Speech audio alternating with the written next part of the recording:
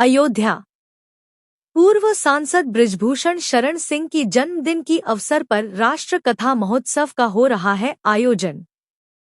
अयोध्या के नदी उस पार नवाबगंज क्षेत्र स्थित नंदिनी डिग्री कॉलेज में पूर्व सांसद बृजभूषण शरण सिंह के जन्मदिन के अवसर पर सद्गुरु रितेश्वर महाराज के मुखार बिंदु से कथा का अमृत वर्षा हो रही है।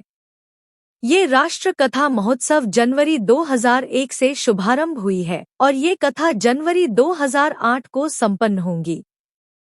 उसी दिन पूर्व सांसद बृजभूषण शरण सिंह का जन्मदिन भी है। ये कथा उन्हीं के जन्मदिन के अवसर पर हो रही है।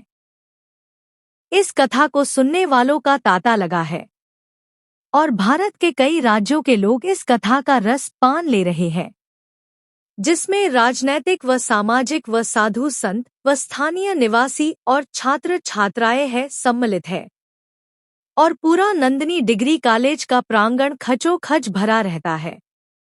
सभी को इस राष्ट्र कथा महोत्सव में सम्मिलित होना चाहिए और सद्गुरु रितेश्वर महाराज की कथा से ज्ञान लेना चाहिए और हमको अपना जीवन गुरुदेव के बताए मार्गों पर चलकर जीना चाहिए।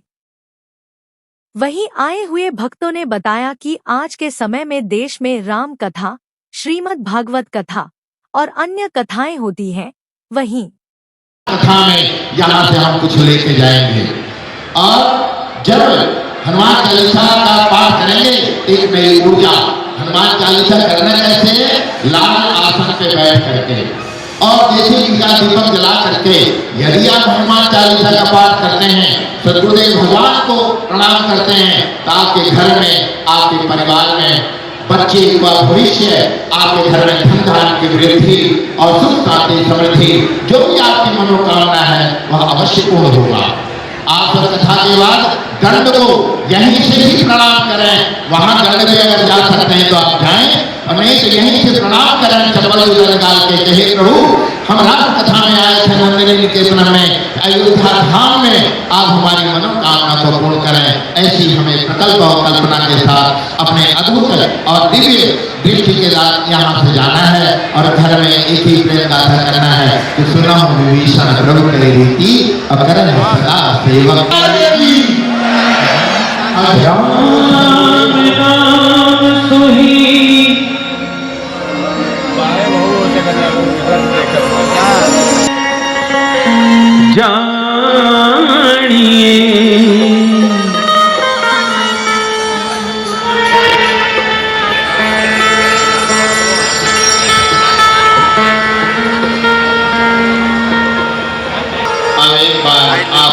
बैठे हैं तो राम जी को एक बात की माला तो होनी चाहिए ना।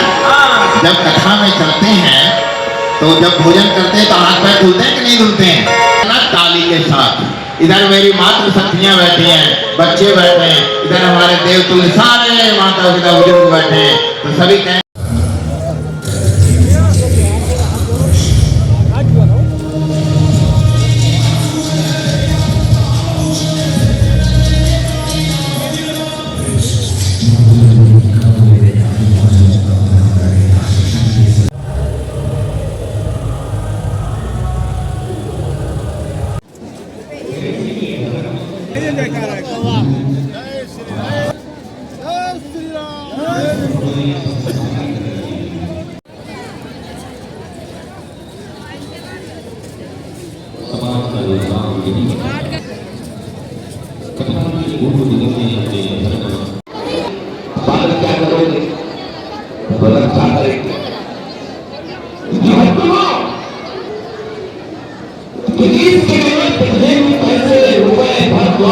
बच्चों के लिए बना दो मेरी माँ,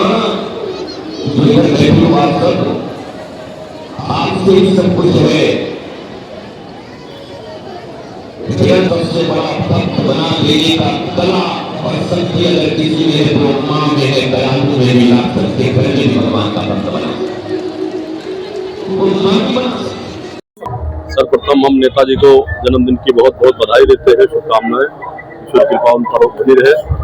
और इस तरह से आप लोगों ने देखा कि पूरा जन सैलाब उमड़ा हुआ है इतनी भारी कथा, इतनी विशाल कथा में पूरे प्रदेश से लोग कोने कोने से आए हुए हैं मैं सभी का हृदय से वंदन अभिनंदन करता हूँ। इस गोंडा की नंदरी नगर धरती पर ये कार्यक्रम हमारे हिंदू सनातन के लिए वास्तव में बहुत ही सराहनीय कार्य है। इस पर हम सभी को चिंतन करने का विषय है और सभी को ऐसे कथा में सहभागिता लेने की जरूरत है। बहुत बहुत धन्यवाद। नेताजी ने क्योंकि राष्ट्र जी इसके लिए हम नेताजी को हृदय से धन्यवाद देते हैं, वंदन अभिनंदन करते हैं, जिन्होंने सनातन को जगाने के लिए, हिंदू धर्म को आगे बढ़ाने के लिए, सनातन धर्म की रक्षा के लिए उन्होंने ऐसा कदम उठाया और पूरे प्रदेश के कोने कोने से लोग आ रहे हैं और चारों तरफ देखिए जन सैलाब उमड़ा हुआ है।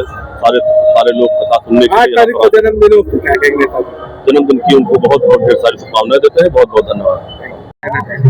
यह देश में राम कथा, श्रीमद् भागवत कथा, तमाम कथा होती थी, लेकिन देश में राष्ट्र कथा पहली बार हो रही है और यह कथा युवाओं के लिए हो रही है।